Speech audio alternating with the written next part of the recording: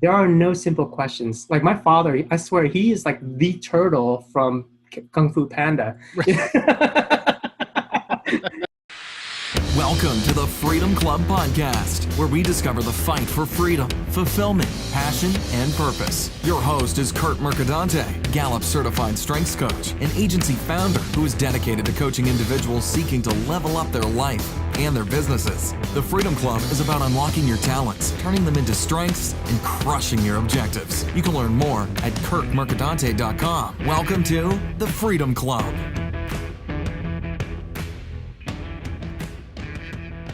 And welcome to the Freedom Club podcast.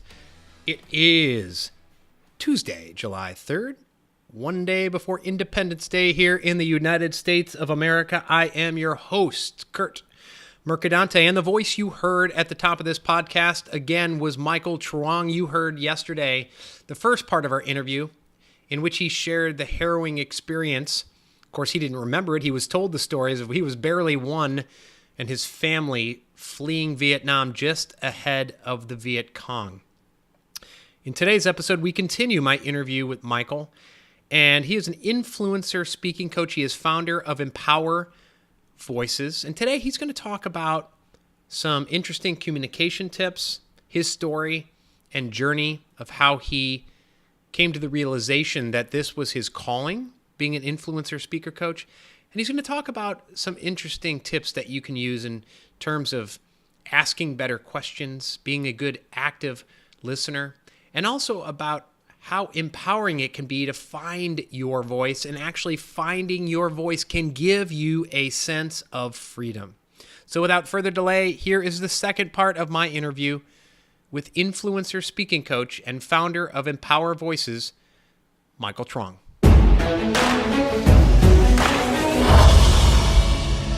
You are I was going to say a creature of Silicon Valley, but you've been in Silicon Valley for a while. You've worked in the tech industry. And a few years ago, you made a switch, right? And now you're an influencer speaking coach. I guess maybe it's not that much of a switch. It led you to where you are. So could you tell me a little bit about that journey from the tech world into where you're at? Yeah, the thing that I love telling people is that, we teach what we want to learn the most. And, all of my life, one thing that I have to say that resonated with me was that my greatest successes and my greatest failures were all due to my inability or ability to communicate better. And I started to think about things like, when I was younger, the first opportunity that someone gave me to be able to publicly speak and, share my voice was when I was chosen to be the orator for the school. Now, I sucked. I wasn't great at it. I just got the opportunity to do it. I started doing all kinds of stuff. And over time, you get better. But the thing is that it wasn't great. And but what happened was that people started to see the real me. They started to say hi to me in the hallways. And it felt great because I was this nerdy, quiet kid in the background where no one really cared about. I wasn't the jock. I wasn't the cool kid. I wasn't the best looking guy. I was just like someone who was authentic and kind of me. And it was really neat because I just got a lot of, fanfare out of it. And then the other thing that happened in high school was that I was always doing the lighting and electrical. I was always a nerdy kid doing all the stuff in the back end, right?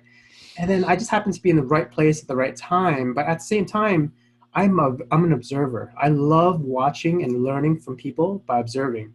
And I really carefully watch. And by the way, I watch you more than you realize, Curt, because just because I don't comment on stuff, I'm fascinated on how you execute on stuff. So by the way, I kudos to you because I love the way you do everything you do. Thank you. I appreciate that. Yeah. So the thing is that all of a sudden there was this play, that there was a farce, it was a comedy, and they had a role that wasn't filled. They just couldn't find anybody. They said, oh, hey. So of course they looked up. I was sitting in the lighting booth. They said, hey, Michael, come on down. Try this out. I go, no way. Are you kidding me? There's no way I can do this. I'm not in the drama club. I've never done any stuff. They said, just do it. We'll just coach you, train you throughout the whole thing. Long story shorter is that during one of the nights after the play happened, a friend of mine said, hey, a woman behind me said, she loved your character and she really enjoyed, watching you, and you're the most funniest guy on the stage. I was like, really? She said that about me? But so what was fascinating about me wasn't just the comment itself, because it did help me, like, gain a lot of self-esteem and that type of thing. But really what fascinated me was the words that she used. She didn't say, I like you because I'm your friend. She's telling me, I have something, I can tell you something that someone else said that doesn't know you. And for me, that was an impactful moment, that I realized how words and communication were so important. But you also have to realize that having a military father, a father who's had to endure life and death situations, had to feed 4 kids in a new country where he's had to run, have like 3 jobs to do it, who didn't speak the language, who was, really in a sense abused, where he was working, because people were always making fun of him or doing all kinds of things behind his back, making very little money to do so. When you have a father like that who's always working, and when you want to play and he needs some rest in between the 3 jobs that he's had, and he's yelling at you because he needs to sleep, and so you need to be quiet, you can't actually go play, or he was strict about certain things, and you realize that your voice is imprisoned because of other circumstances, that you lose something about yourself. You lose your chi. Like, that's why I believe is your voice is your life force. It's your internal power, that if you don't let it out, you will always be that introvert. You'll always feel that you have no power, you have no say, and really you have no worth. And that's why, to me, it's so important to continue to build that. And as I started looking back in my life, the moments when I actually had the ability to release my voice, to talk about my opinion or share with others something that helps empower them, that goes back and it empowers myself. And so that's why I care so much about it. And that's like kind of my transition through the world, right? Yeah, fascinating.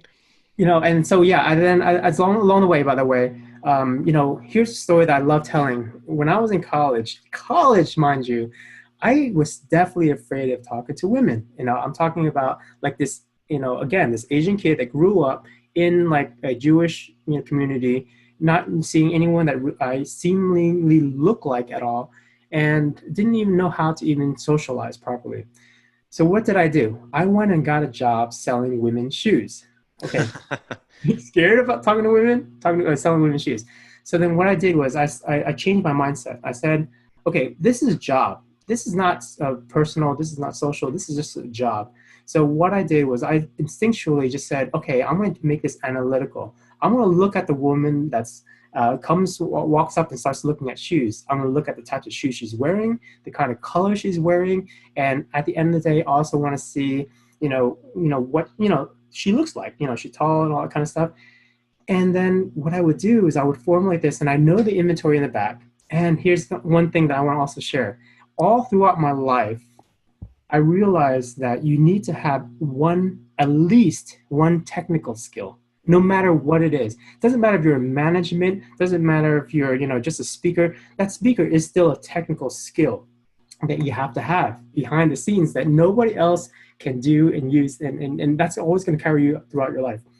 My technical skill selling women's shoes was being able to look at a woman's foot, and kind of figure out what size she was. And without measuring it. And it was just something that I developed because I said, I've measured, hundreds of women's feet by that time. I can kind of look at somebody and tell, at least by a half, size, what she was.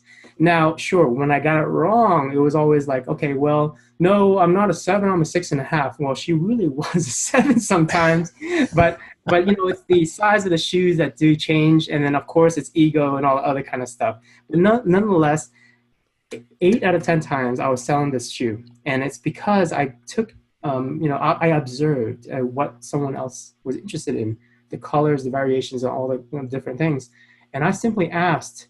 And that's another thing I learned, is asked for opinions, asked for advice. Because I simply didn't say, hey, I want to sell you these shoes. I said, can you give me your opinion on these products? This is what's interesting to me. And then, therefore, I started realizing that changing what you say and how you approach people makes a huge impact on the results itself. And And then here's the last one I want to share with you, since it was a very good question, but I also learned something here, Curt, and Yeah. that there are no simple questions. Like my father, I swear, he is like the turtle from Kung Fu Panda. You know, he's taught me that, he'll ask me a simple question like, how are you feeling today? And, I'll ask like a very surface level thing, and, and like it goes so much deeper. So I apologize for rambling here, but No. I also realized that I was always that scared engineer in the back end, that I always did the technical work, and I always just kind of did what I was asked to do. But it wasn't until I found my voice to be confident to ask for what I want, to show my true value and believe in myself, that I actually moved from engineer to executive, right? I mean, I really went to the pinnacle of my career, doing everything that I could have possibly done, and at least what I felt like I could have done in my corporate career, just to have that experience. And then but the interesting thing is, once you got there, you ask yourself, what more is there? Is this really what, your dreams were about? And it's not always that way.